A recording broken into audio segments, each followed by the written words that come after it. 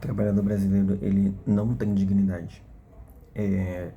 Por muito tempo a gente ouviu a frase de que o trabalho ele dignifica o homem. É uma frase muito popular, principalmente no Brasil, principalmente interior de cidades, de que o trabalho, eu sou do interior, né? De que o trabalho ele dignifica o homem, mas tudo que o trabalhador tem hoje em dia, na verdade, o trabalhador hoje em dia no Brasil, ele tem tudo, menos dignidade. Eu moro numa cidade do interior do Rio de Janeiro. A passagem de ônibus acabou de aumentar. Uma empresa que tem subsídio do governo, do município, não enfrenta seus problemas com questões de públicas, como toda empresa enfrenta, eu acho. Mas a grande questão é uma empresa subsidiada que você, se você for utilizar o transporte público, dependendo de onde você mora, você anda papo de 15 minutos e você paga R$ 5 de passagem para andar numa lata velha sucateada que quebra no meio do caminho, que te espreme igual sardinha, porque de manhã é papo de muitas pessoas pegando ônibus, então são muitas pessoas, pouca frota, você tá sucateado, você não tem ventilação, você não tem. Se tiver muito calor, não tem um ar-condicionado, se não tem um Wi-Fi, você não consegue saber a localização do ônibus. É, é um trabalho porco. Basicamente é isso, é um trabalho de transporte público porco. E são R$ 5 a passagem. E o trabalhador precisa ir trabalhar nessas condições. Então, cara, o trabalhador brasileiro, desde o processo de recrutamento e seleção, porque você está no mercado de trabalho oferecendo sua mão de obra, né? Sua força de trabalho, hoje em dia, geralmente não é uma coisa muito agradável de se fazer, porque até o processo de recrutamento e seleção tem sido humilhante. Eu participei de um processo recentemente, onde cara, gente, dá vontade de chorar, de rir, Enfim, eu passei por um processo de seleção, não recentemente, né? Mas eu passei por um processo de seleção há um tempo atrás, onde eu segui todas as etapas, fui até o final. No final, as pessoas sumiram. Eu fui até a última etapa, falar com o gestor do setor onde eu iria trabalhar, e eu não tive uma resposta. Outra entrevista também que eu participei, que eu fui até a etapa final, na primeira etapa, nas primeiras etapas, tipo assim, como a empresa estava com urgência para contratar, era assim, eu fiz a entrevista, gostaram do meu perfil. Minutos depois já estavam entrando, o RH já estava entrando em contato comigo perguntando se eu podia agendar, se eu já podia participar da próxima etapa. Sabe, os contatos eles eram muito assim, imediatos. A partir do momento em que não era mais interessante para eles o meu perfil, que foi na última etapa, eu não tive um feedback tipo assim, olha, você chegou até a última etapa, mas infelizmente nós selecionamos outra pessoa. Simplesmente sumiram. Sumiram, foi um ghosting. Nem quando eu tava me relacionando com algumas pessoas, eu recebi um ghost tão pesado assim. Sabe? E eu descobri, por um acaso, que você não passou porque você estava muito qualificado para a área. Para a área, a gente precisava de uma pessoa com menos qualificação. O, logo o mercado de trabalho brasileiro que reclama de mão de obra qualificada. Sabe? Mas é exatamente isso que eu vim falar nesse vídeo. A questão do trabalhador não ter dignidade. O problema do Brasil pode ser que às vezes a gente não tenha automatizado algumas coisas que a gente faz muito trabalho manual. A gente faz muito trabalho manual. A gente faz muito trabalho braçal. Eu trabalho no setor fiscal, então muitos processos que a gente trabalha poderiam ser mais automatizados e não são, e isso consome muito tempo, então a nossa produtividade ela baixa aí. Só que o povo brasileiro não é nenhum povo desqualificado, igual as pessoas pintam por aí, sabe? Tem muita gente que sabe trabalhar, só não tem diploma, mas entende do conceito, a pessoa tem conhecimento tácito e ela tem, às vezes, até o conhecimento teórico, só não tem a certificação. Precisa correr atrás ou arrumar um tempo para poder fazer uma faculdade e ter uma certificação. Mas a gente tem muito funcionário, muito profissional bom no mercado. O problema é que as empresas não querem pagar. Então, às vezes, tu é um profissional excelente. E vou dar o meu exemplo. Eu não sou o profissional, ai meu Deus do céu, que profissional excelente, ai meu Deus. Mas, gente, a régua hoje em dia para competição ela tá bem baixa. Então, se você tiver qualquer diferencialzinho, um inglês igual ao meu inglês intermediário já é uau. Se você tiver alguma habilidade que se destaca, já é um diferencial do caramba. Então, assim, eu vou dar o meu exemplo. Participei do processo seletivo, conversei com várias pessoas, gostaram bastante do meu perfil, mas na hora de contratar, qualificado demais. E eu percebi que o problema não é a qualificação em si. A grande questão é aquela perguntinha que eles sempre colocam, pretensão salarial. Cara, se a pessoa colocou ali uma pretensão salarial que foge do que você pode pagar, para que você recruta a pessoa para poder fazer o processo, participar do processo seletivo? Essa pergunta ela é eliminatória, gente. A pretensão salarial ela é eliminatória. Porque se a empresa tem em mente, tô abrindo vaga para X setor, essa daqui é a vaga, a gente quer pagar, o RH conversa lá com o financeiro, o RH estratégico, né, no caso. Fala, a gente está abrindo vaga para X setor, quanto que a empresa pode disponibilizar aí para poder remunerar essa vaga? X. Se eu falei Y, vocês vão me chamar para participar do processo para quê? Eu já trabalhei em RH, processo de quem faz recrutamento e seleção, porque são coisas diferentes, é chato. Então eu entendo quando, tipo assim, às vezes a vaga, a pessoa manda um currículo que não tem tração com a vaga. Isso é muito chato, ficar peneirando o currículo, principalmente quando você vê que a pessoa, tipo assim, preciso que você tenha habilidades técnicas X. Eu vou abrir a vaga por setor contábil. Preciso que a pessoa tenha faculdade de contabilidade, seja concluída ou cursando. Aí a pessoa que tem formada em engenharia me manda currículo. Sabe? É esse tipo de coisa que acontece no RH. Então a gente tenta criar mecanismos para filtrar. E a pretensão salarial é um deles.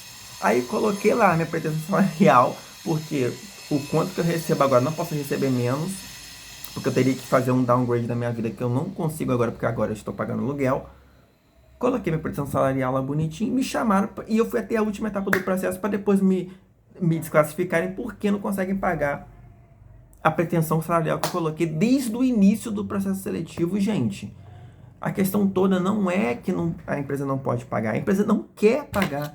No Brasil, o problema que nós enfrentamos hoje, a gente que vende a nossa mão de obra, a gente que trabalha em regime CLT, que a gente busca um emprego mais formal e com estrutura e com seguridade, porque a gente não quer... Fala assim, por que você não vira PJ, então? Porque no Brasil é muito difícil você ser PJ no sentido de que você não vai ter seguridade nenhuma e as coisas aqui são muito voláteis. Às vezes você acha que tá pensando que tá ganhando, porque tô ganhando a mais, não tô contribuindo com a previdência. O dinheiro não fica lá preso, igual, por exemplo, se eu for demitido de hoje pra amanhã, meu dinheiro tá preso no saque aniversário, porque eu fiz a burrice de trocar pro saque aniversário há um tempo atrás. Se eu for demitido, meu dinheiro vai ficar lá preso. É um dinheiro meu que eu só consigo pegar ou pedindo emprestado para um banco que vai cobrar uns juros para me emprestar um dinheiro que é meu, ou sei lá qual hipótese, ou quando tem esse saque residual aí do FGTS, que de vez em quando tem. Mas a grande questão é, eu até me perdi, porque eu tô tão indignado, gente. Eu tô tão indignado porque, como vocês sabem, eu gravo vídeo sem roteiro. Então eu vou falando as coisas aqui, vou falando, mas eu tô muito puto. Eu tô, assim, muito indignado com como o trabalhador brasileiro, ele parece que, assim, as pessoas reclamam tanto de gente que é improdutiva, tanto de gente que vive de Bolsa Família, porque você tem que produzir. Aí quem tá ali vendendo a força de trabalho, quem tá correndo atrás, que tá querendo produzir, tá querendo fazer, eles estão mijando em cima. As pessoas estão mijando em cima. Pô, não quer pagar um salário digno pra pessoa. A pessoa estudou, A pessoa estudou e estuda. Porque hoje em dia no Brasil, só você tem ensino superior também não está adiantando mais nada. Então você tem que fazer uma pós. Pós custa dinheiro. Se você for fazer uma pós numa pública, meu amor, você vai fazer pós-mestrado numa pública, é papo de parar a sua vida. A graduação você quase já para a sua vida. A graduação, eu faço universidade pública. Minha graduação está aí se arrastando. Eu vou formar agora há pouco, mas a minha graduação ela se arrastou. Porque ou você para e vai estudar e se forma bonitinho no tempo certinho e depois você vai trabalhar, ou você tenta conciliar tudo para você ver se você não vai passar, extrapolar o período normal de uma graduação na universidade pública.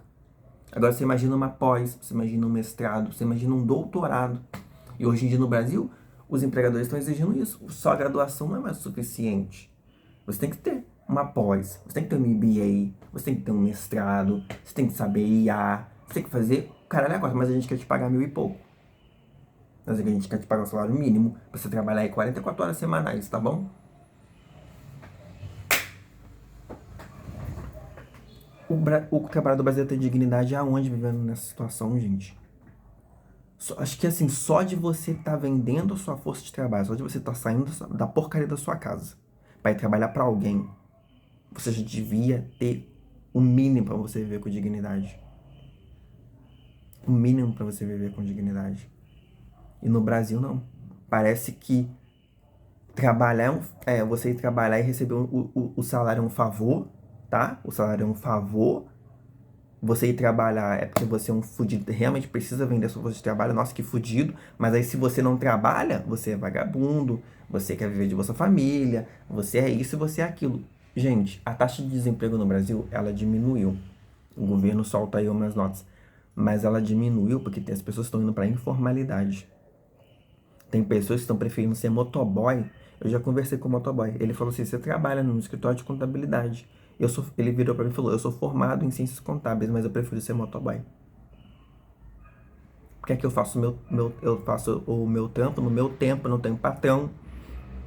Eu faço o dinheiro que eu preciso para viver no mês. Só que qual que é o problema disso? Esse seria o melhor dos mundos. Igual outro dia eu entrei numa discussão num vídeo de uberização, porque o pessoal falou que o 99 e a Uber salvaram o Brasil. O 99 e a Uber salvaram o Brasil porque agora você consegue pegar um carro, mesmo se você não tiver um carro, você aluga um carro, você vai prestar seu serviço, não precisa ficar dependendo de patrão para nada. Só que essas pessoas não entendem o seguinte, esse motoboy, vou dar um exemplo, ele é formado em ciências contábeis, ele trabalha de motoboy, ele faz o dinheirinho dele lá bonitinho todo mês. Se ele quiser fazer mais, ele faz mais. Se ele quiser, por exemplo, trabalhar num feriado, não precisa de acordo, não precisa de nada, ele pega e trabalha no feriado. Ele faz os motoboys aqui costumam fazer o preço deles. Tem dia de semana normal, preço padrão. Final de semana é mais caro, feriado é mais caro. E isso parece que é um cartel entre eles. Eles já meio que se sintonizam, falam, não, é assim que vai funcionar, todo mundo cobra igual. Então, o que acontece? Ele faz o tempo dele, ele trabalha o quanto ele quer. Se ele quiser parar 1 hora da tarde, ele para. Ele trabalha de acordo com as demandas que ele tem. Ah, quero cortar um cabelo, vou fazer um corre. Quero pagar um aluguel, vou fazer um corre. Quero fazer isso, vou fazer um corre. Só que qual é o problema nisso tudo? Eu caio doente. Quem vai fazer meu corre? Adoeci. Aconteceu um problema. Eu sofri um acidente, caí de moto, quebrei minha perna. Quem vai pegar minha moto, vai fazer meu corre para eu pagar meu aluguel? Quem vai pegar a minha moto, fazer meu corre, para eu comprar uma comida? Quem vai pegar a minha moto, fazer o meu corre, para eu pagar a pensão do meu filho? O CLT, ele te dá essa seguridade, que se você ficar doente, você tem descanso remunerado. Se você ficar mais de 15 dias, você é afastado pelo INSS. E assim, o INSS não é aquela mil maravilhas que a gente sabe, porque, né, teve o rombo aí do INSS, teve o golpe que deixou o INSS aí. Hoje em dia, para você conseguir o benefício, tá difícil, mas você vai conseguir. Em algum momento você vai conseguir. E vão te pagar até retroativo da época que você ficou sem receber. Agora, se eu sou autônomo, se eu tenho um carrinho, pego o carro, vou dirigir, vou prestar serviço na Uber, na 99, no que quer quer que seja, né? Até mesmo que seja por conta própria, igual na minha cidade, não funciona muito o Uber 99 porque é uma cidade pequena.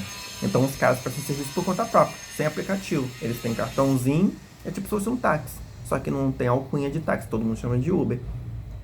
Eles pegam um cartãozinho, você tem o contato deles, você manda, eles costumam cobrar preços altíssimos, tipo, R$ 50 pra ir daqui até lá, e assim, às vezes as pessoas pagam, principalmente quando tá à noite, você tá saindo de um evento, não tem mais ônibus, você pega, racha com a galera, vai dar R$ 15 pra cada, você pega e paga ali, e eles fazem o preço deles. Só que o grande problema é, se ele ficar doente, não tem quem faça o corre.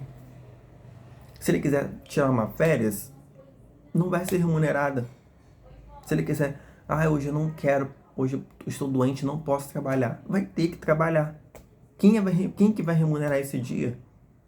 Então o problema não é ser CLT, o problema não é e nunca foi. As pessoas estão tentando demonizar um trabalho formal com estabilidade. O trabalho estável está sendo demonizado porque isso é um plano maquiavélico, gente. O trabalho formal está sendo demonizado porque isso é um plano. Anota o que eu tô falando. As pessoas querem destruir direitos trabalhistas. Não é de hoje. Então o problema nunca foi e nunca será ser CLT. O problema é que o empregador, ao invés de brigar com o governo para diminuir os encargos trabalhistas, para poder dar mais condições para eles empreenderem, porque no Brasil empreender é uma merda, uma desgraça. Eu sei porque eu já tentei. E eu sei porque eu trabalho em contabilidade, eu sei como é difícil a quantidade de carga de imposto que os empresários pagam, mas eu não tô falando de empresários e grandes empresas não, tá, gente? Porque uma empresa de um regime maior, lucro real, lucro presumido, elas já entendem como funciona o jogo, elas não pagam imposto, elas pagam pra gente pagar. Só que agora quem tá ali o microempreendedor, a pessoa que tá no Simples Nacional, que não entende muito bem como que funciona, paga muito caro de imposto. Paga muito caro de imposto. E são essas pessoas que se ferram.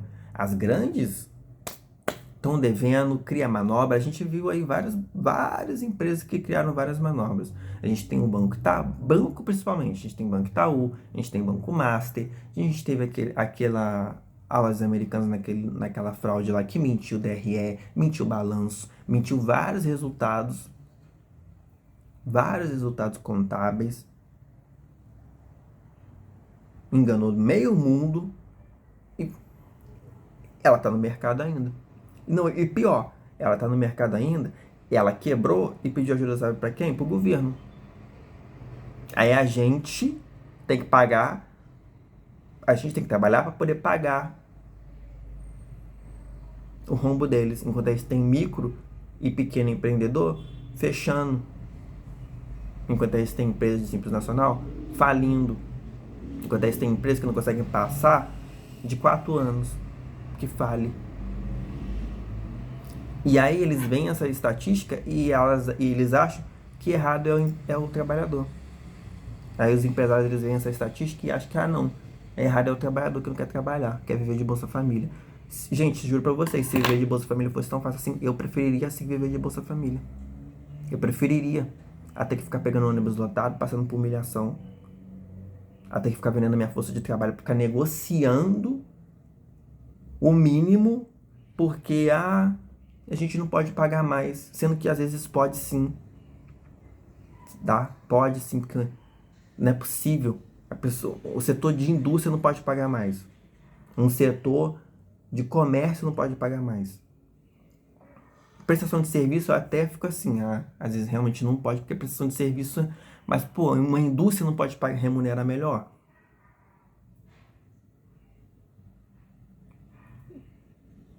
Então assim, cara, são muitas camadas e eu vou começar nos meus vídeos, começar a criar roteiro, escrever texto, porque eu quero trazer fontes. Às vezes eu trago aqui umas informações que às vezes parece que eu tirei da bunda, mas elas têm, eu tenho referências, eu tenho as fontes, só que eu preciso trazer, entendeu? Para não ficar parecendo que eu tô aqui abrindo a câmera falando um monte de abobrinha, nada com nada. Eu preciso trazer referencial teórico para as coisas que eu falo aqui, para poder as pessoas entenderem o tamanho do que a gente está vivendo. A dimensão do problema que a gente tá vivendo. Porque, cara, tá desestimulante você ser trabalhador brasileiro. Tanto PJ, tanto CLT. Você trabalha, você vender sua força de trabalho hoje tá sendo desestimulante. E o que as pessoas não entendem é que pensa... o que eu, com certeza eu vou ouvir é: se tá tão ruim, por que você não vai empreender? É só você pensar, se você tiver dois neurônios funcionando, é só você pensar assim: tem como todo mundo empreender? E se todo mundo decidiu empreender? Quem vai trabalhar para você quando seu negócio escalar? Pergunta, a resposta está aí. Então o problema não é demonizar a CLT, não é demonizar a PJ, é criar mecanismos que tornem de novo você vender sua força de trabalho uma coisa digna. Porque hoje em dia não é. Porque não tem como todo mundo empreender. Precisa de pessoas para executarem tarefas, precisa de pessoas para venderem a sua força de trabalho em troca de uma remuneração. Só que essa remuneração precisa ser justa. Essa remuneração precisa ser digna. E hoje em dia não é. E está muito longe de ser. Somente no Brasil. Está muito longe de ser.